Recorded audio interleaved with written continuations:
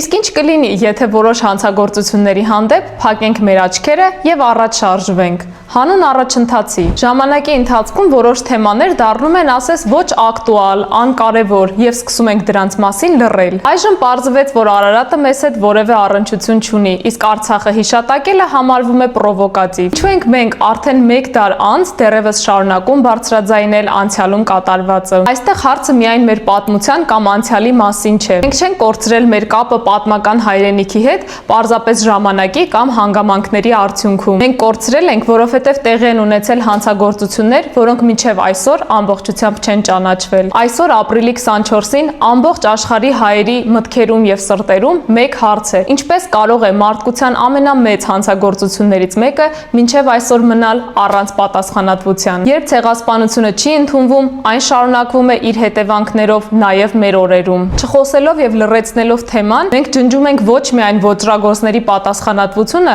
այլ նաեւ ջնջում ենք կապը մեր պատմական իրականության հետ։ Հիշելը կարևոր է, բայց պատմական իրերը իրենց ճիշտ անուններով կոչելը պարտադիր, որովհետև չճանաչված ճշմարտությունը չի դառնում անցյալ, այն վերափոխվում է ներկայի եւ նույնիսկ հաճախ վտանգում ապագան։